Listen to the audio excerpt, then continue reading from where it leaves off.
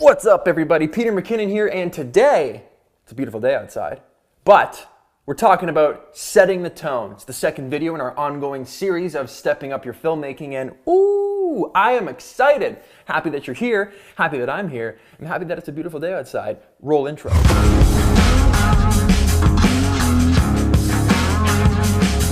Pete, you might be asking, what do you mean by set the tone? Well, I mean this. Essentially, setting the tone is your first impression.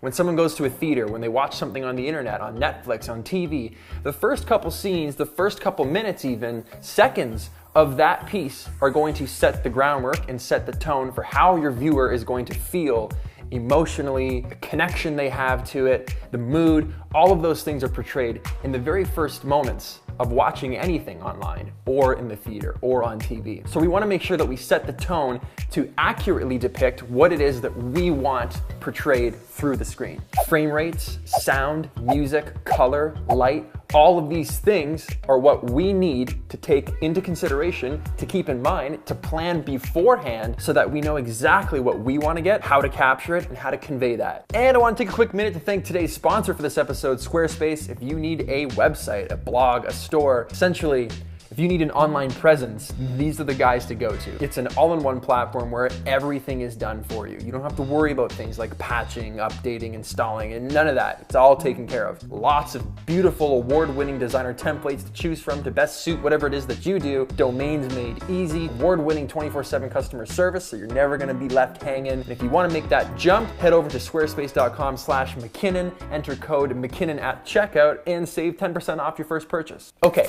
let's talk frame rates. How does a frame rate set the tone?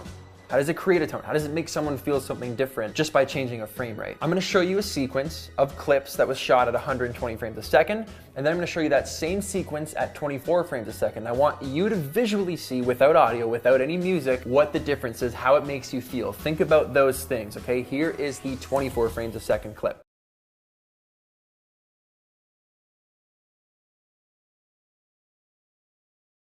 Okay, say nothing, keep those thoughts. Here's 120 frames per second.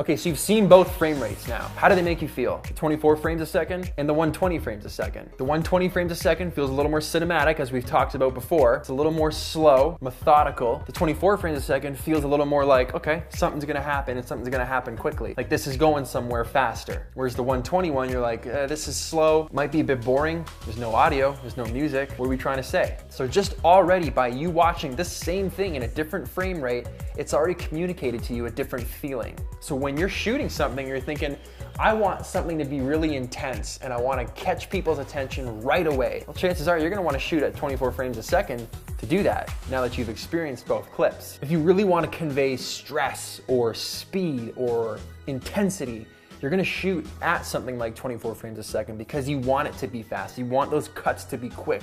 You want those clips to come in and come out and not give people time to really understand what's going on. You wanna use that shaky cam technique and you wanna run with the camera. You don't need it to be as stabilized because you want it to feel raw and gritty. All of these things come into play. Here's an example of my friend running from one end of the bridge to the other and grabbing his backpack, and we just shot this at 24 frames a second. I just ran holding my camera, no stabilizer, but you'll see how that shaky camera conveys a very stressful, intense situation. Okay, so let's talk about sound. How does sound affect the tone? Now, sound is very interesting. Your brain actually processes the audio before the visuals. I think I've told you guys that before. So that's why you hear a lot of people say sometimes, well, audio is more important. Because even though you're seeing something, if you're not hearing what you're seeing, there's a disconnect. There's a miscommunication between your eyes and your ears, hearing and seeing. They need to work in tandem. So if we just hear the footsteps and then we hear the wind blowing and cars honking and just the overall atmosphere, that just helps inherently, subconsciously, fill in the gaps and tell a better story, which also helps set the tone. Music is a huge contributor to the tone. We can take that slow-mo clip, play it with some sad music, we can play it with some epic music, we can play it with some hip hop, and you're gonna feel three different things, and we're gonna set three different tones straight off. Here's an example of that.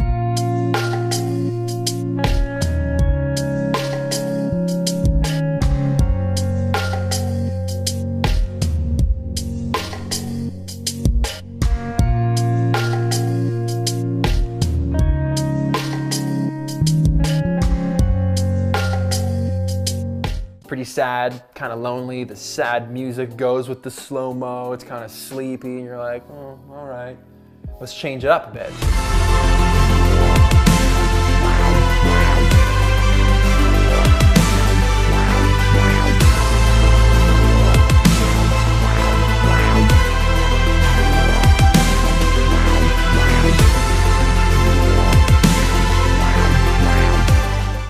Totally different. It's like epic and way more substantial. Those clips, each clip means something different when that music is building. We've set a completely different tone and made a completely different mood change. People are gonna feel totally different things when they watch that versus that. Okay, remember that clip of my friend running through the bridge with that shaky camera? Now let's try that with some intense music to pair that shaky, intense camera shot with some intense music.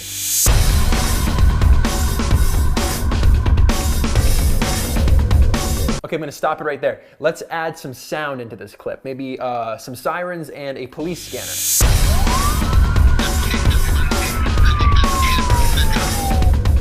Can you see now how the layers are adding and it's becoming more and more and more, right? So we shot at this intentional 24 frames a second. We intentionally ran to make that camera shaky and add that stress.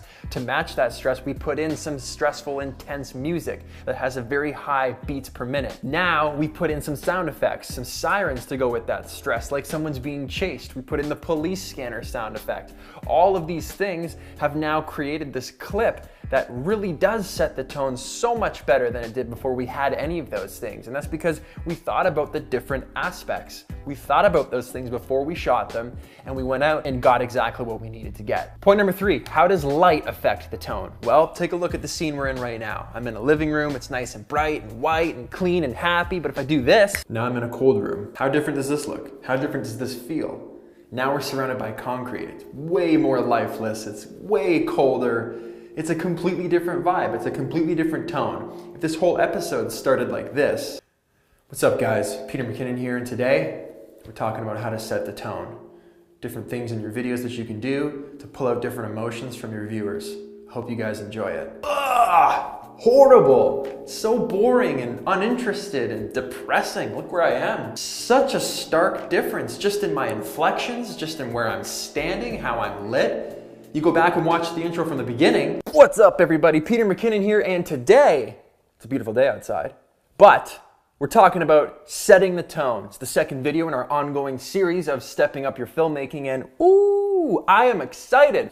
We've set the tone completely different. This is gonna be a fun video. I might learn something here, opposed to what that was. You're gonna be like, oh, how long is this video? Nope, not sticking around. Okay, point number 4, we're gonna talk about color, and how does color affect the tone? Well, that kind of comes into color grading. It's very cold outside when we shot that B-roll, so in turn, I kind of dropped those cool temperatures a little bit more towards the blue side to really get through that it feels and it looks like it's cold outside. Look at this footage I shot the other day at the beginning of my Q&A.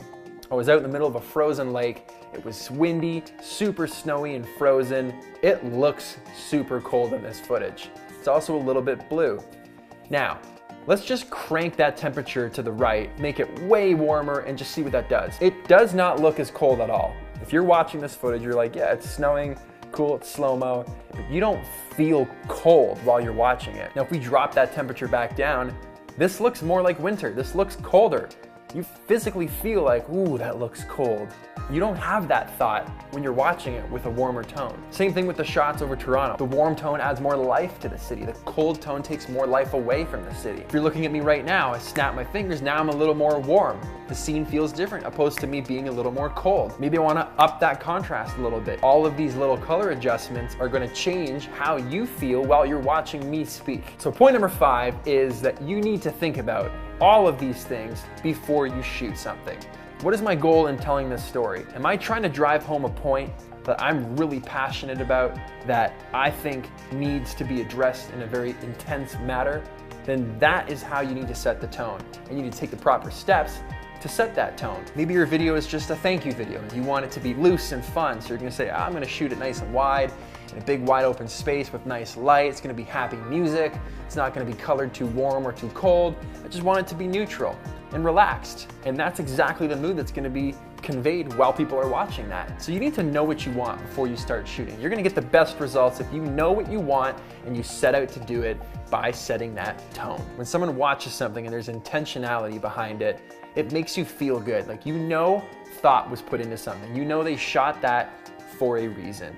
You feel something for a reason. All of these things are subconsciously communicated to your audience and they feel better for it. It's gonna make people feel, and that is what we're trying to do. That's the goal. And that's where I'm gonna end it today, guys. Thank you so much for watching this video. I hope you learned something, and I hope you're inspired to go out there and think a little bit differently about all those different layers and how they can help you make better videos, okay? So hit that like button. Don't forget to subscribe if you aren't already, and I'll see you guys in the next video.